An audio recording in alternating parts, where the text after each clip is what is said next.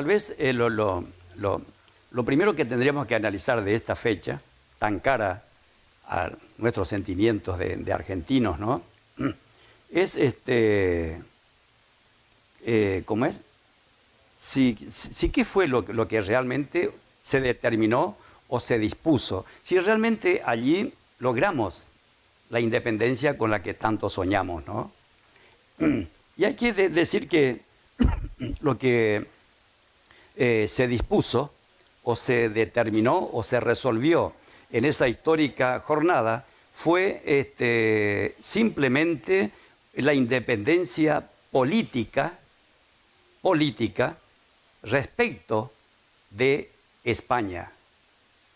Pero técnicamente y económicamente, la verdad es que nunca conseguimos, ni ese día ni después, la independencia en términos económicos, ¿no? O sea, simplemente fue una independencia de tipo administrativa, política, respecto del rey Fernando VII, como se decía entonces, o sea, del reino de España, ¿no? Pero, ¿cómo es? Esto me hace acordar de otras cosas, ¿no? Porque a pesar de ellos, a pesar de que fue solamente una independencia política, a lo largo de la historia argentina, no faltaron gobernantes, ¿no?, que sí quisieron hacer creer al pueblo argentino que éramos libres económicamente, ¿no? Y hubo varios gobernantes en ese sentido, pero voy a citar el caso extremo de Perón. ¿Por qué digo caso extremo, no? Porque Perón se fue a la propia casa de Tucumán el 9 de julio de 1947 y desde allí proclamó la independencia económica de la República Argentina, ¿no?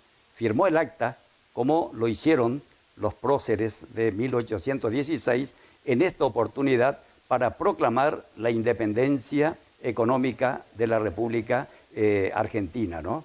Bueno, lo que ellos llamaban el imperialismo. Fundamentalmente Estados Unidos, que era el enemigo del momento, ¿no? Entonces, la verdad fue toda una farsa, porque tal independencia económica, estamos hablando de independencia económica, no había independencia económica ni en ese momento ni después, ¿no? Entonces, pero otra cosa muy llamativa es que Perón realmente se creía un prócer similar a San Martín. Tal es así que el 7 de mayo de 1952, por ley 13.231 de la Cámara de Diputados de la Nación, se hizo dar el título de Libertador de la República, ¿no? Bueno, pero volviendo a ese acto de proclamación de Perón en la casa de Tucumán, tal independencia existía solamente en la gigantesca propaganda gubernamental de la época, porque en el fondo no era más que uno de esos muñecos de jardín para engañar pajaritos, ¿no? O sea, la verdad dicha es que nunca hemos tenido independencia económica, ¿no? En tiempos de Perón éramos, para hacer una cosa sucinta, es largo de explicar, pero éramos la quinta economía del mundo, ¿no? Nosotros le llegamos a prestar plata a Francia, le dábamos crédito incluso a España, le ayudamos incluso al Vaticano, se le ayudó a establecer hasta el Estado de Israel. Si uno lee, por ejemplo, el discurso de Perón cuando asumió en 1946, el 4 de junio de 1946, él hace una semblanza, una radiografía del país que recibía, y éramos realmente una potencia mundial, la quinta economía del mundo. Y por ahí circulaba, inclusive, un poema de Rubén Darío calificando a la Argentina como una espiga de oro capaz de alimentar al mundo entero. Pero increíblemente, en menos de 5 años, todo eso ya fue historia. La lamentada nacionalización de los ferrocarriles fue una pésima inversión, ¿no es cierto? Fueron muchos factores, como es, Perón gastó, por ejemplo, 678 millones de dólares, una fortuna colosal en aquella época, en querer la bomba atómica. Trajo incluso al científico austríaco, para ello el famoso proyecto Wemul. Entonces, fueron inversiones mal realizadas. Bueno, la cuestión que nosotros, que en 1946 éramos la quinta economía del mundo, en 1952 ya se le tuvo que pedir al Exim Bank de Nueva York un préstamo de 25 millones de dólares, de 125 millones de dólares, una gran fortuna para ese entonces, ¿no? Y fue todo un mentís rotundo a la lamentada independencia económica argentina, un contrato que celebró Perón con la Californian Standard Oil de California para la explotación del petróleo en la Argentina. Y con eso inclusive Perón violó el artículo 40 de la Constitución Justicialista de 1949, que establecía que todos los yacimientos, todas las riquezas del subsuelo eran propiedad de la nación argentina. Sin embargo, él lo entregó a esa empresa. Eso le cayó muy mal, ¿no es cierto?, como es al pueblo peronista, porque mientras se cantaba la canción como es de combatir al capital, la marcha peronista, su jefe estaba entregando el petróleo argentino a la extranjería. Eso en su momento obró mucho para que muchos retiren, se retiren de la simpatía que hasta entonces sentía por Perón. Entonces, volviendo a aquella primera pregunta tuya, nunca en realidad fuimos independientes económicamente, ni antes ni ahora, ¿no? ¿Qué es lo que más le llama la atención al historiador, ¿no? El marco de todo ese proceso. Que la mayoría de los diputados que firmaron el acta en realidad soñaban con un rey. Había un movimiento pro-monárquico, que inclusive eran apoyados fervientemente por hombres como Belgrano, como San Martín y como el director supremo Pueyrredón, inclusive, ¿no? Querían un rey. Tal es así que buscando algún candidato para ser coronado en Buenos Aires, Belgrano viajó a Londres, Zarratea viajó a Roma y Rivadavia viajó a Madrid. E inclusive en determinado momento hasta saltó un nombre de un infante español llamado Francisco de Paula para ocupar el puesto. Había otros que sugerían que el rey sea traído del Perú y que sea descendiente que sea indio y que sea descendiente de los incas.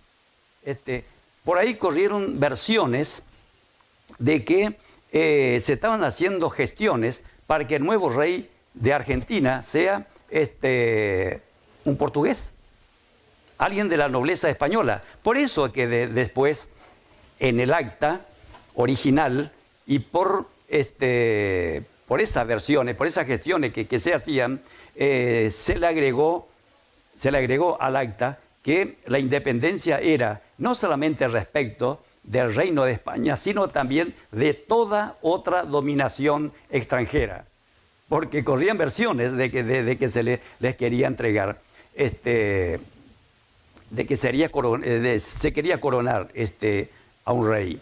Ahora, pero hay que tener en cuenta también el contexto de la época, ¿no?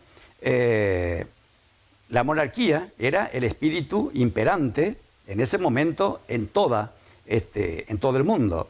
Y además, esta gente, estas personas creían, y eran todos republicanos, eran republicanos de corazón, pero ellos soñaban con una monarquía porque pensaban que era la única forma de terminar con la anarquía en que ya estaban sumidas las provincias argentinas, porque no todas las provincias argentinas estaban de acuerdo incluso con este Congreso. Hubo provincias que no enviaron sus representantes. Entonces, ellos pensaban que con un rey, un gobierno fuerte, era la única forma de terminar con esa anarquía y de terminar al mismo tiempo con muchos peligros, tanto de adentro como afuera, que amenazaban a la revolución argentina, ¿no? No había un candidato local. Por eso que salieron a buscar, e inclusive se llegó a enviar una nota a Inglaterra para colocar a la Argentina bajo el protectorado inglés. Menos mal que después primó la cordura y no tuvo lugar ni el protectorado inglés, ni tampoco, bueno, la cuestión que acá en Buenos Aires no teníamos marqueses, no teníamos conde, no teníamos nada de eso, pero queríamos un rey, ¿no? Al final no prosperó porque primó la cordura de algunos, se votó y bueno, y se decidió continuar solamente como estaba en ese momento, o sea, con el director supremo. Así se llamaba entonces al que hoy sería presidente, ¿no? En realidad el Congreso ya se había iniciado el 26 de marzo anterior. Hacía mucho tiempo que se venían reuniendo. E inclusive en los primeros tiempos estaba allí incluso Belgrano, y San Martín también estaba. Después San Martín organizó, poca gente sabe que estando en Tucumán en esos días, San Martín organizó con Güemes lo que hoy llamaríamos la famosa guerra de guerrilla, que después con tanto éxito llevó adelante Güemes. O sea, ir picotear, atacar y huir, bueno, hasta que San Martín dijo, no, la verdad, así no vamos a ir a ningún lado. Entonces le pidió a Pueyrredón que lo envíe a Mendoza, que le dé el cargo de intendente de Mendoza y formar un ejército. Porque decía, mientras nosotros no terminemos con las fuerzas realistas que están en el Perú y en el Chile, todas estas cositas que nosotros estamos haciendo acá, con esto no vamos a lograr absolutamente nada. Era un visionario, era un genio realmente San Martín. Y tuvo la suerte de tener la ayuda, ¿no es cierto?, de Pueyrredón, una suerte que Belgrano, por ejemplo, no tuvo, ¿no? Pero, y esta también, ya que hablamos del tema del 9 de julio, que vos comentabas, habría que preguntarse también si era el momento más indicado, este 9 de julio de 1816. Y la verdad que no. Pero justamente eso es lo que lo hace grande a estos próceres y que convierte a ese gesto en un canto de fe en el futuro, ¿no? ¿Por qué no era el momento indicado?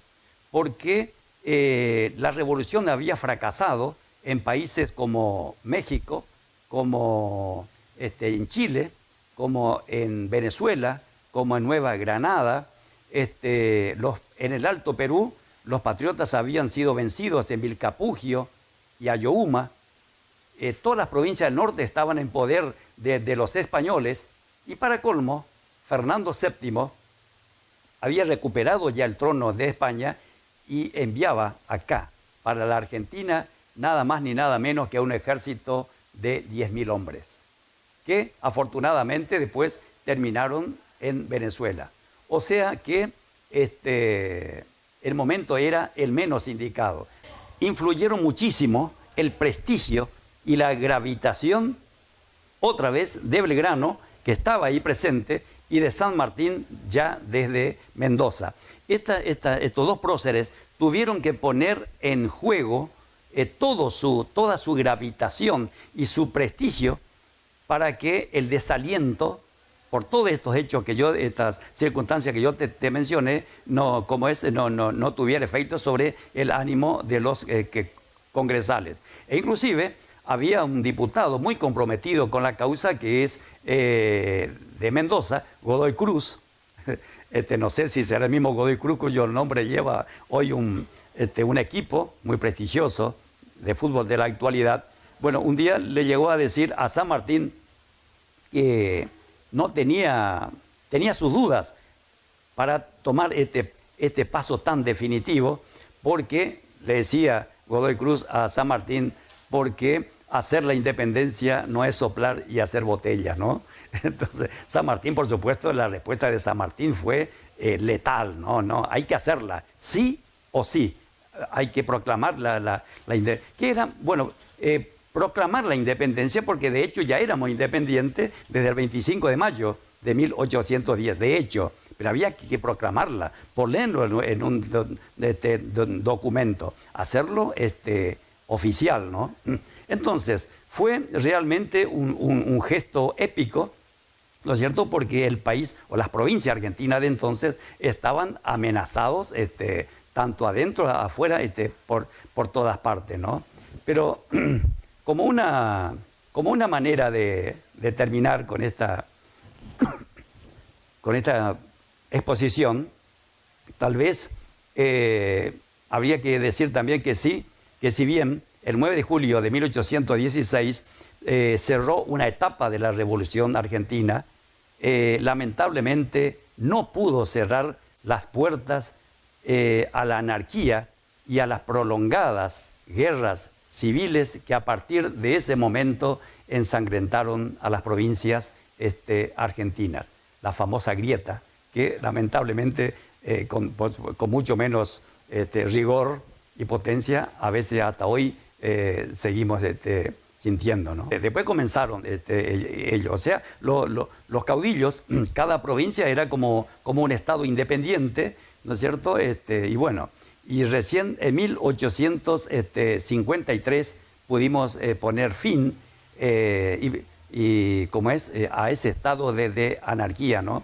Y podemos decir que la Argentina realmente nació a la consideración del mundo como nación soberana con la Constitución de 1853. Tenemos que celebrar. No podemos, yo pienso que no podemos incurrir en el delito de olvidar aquella gesta, ¿no? Porque realmente fue una gesta grandiosa, ¿no? Pero, como decíamos, nunca tuvimos una independencia efectiva. Y bueno, pero hay que seguir, las nuevas generaciones tienen que seguir luchando porque Argentina tiene recursos suficientes para lograr su independencia. Pero creo que mientras no se terminen con las divisiones intestinas y mientras sigamos teniendo un Estado débil, como seguimos teniendo ahora, ¿por qué tenemos una educación débil? Porque el Estado es débil. ¿Por qué tenemos una economía débil? Porque el Estado es débil. Mientras no se fortifique, mientras no haya un proyecto de país y de Estado fuerte, ¿no es cierto?, no vamos a ser independientes, ¿no?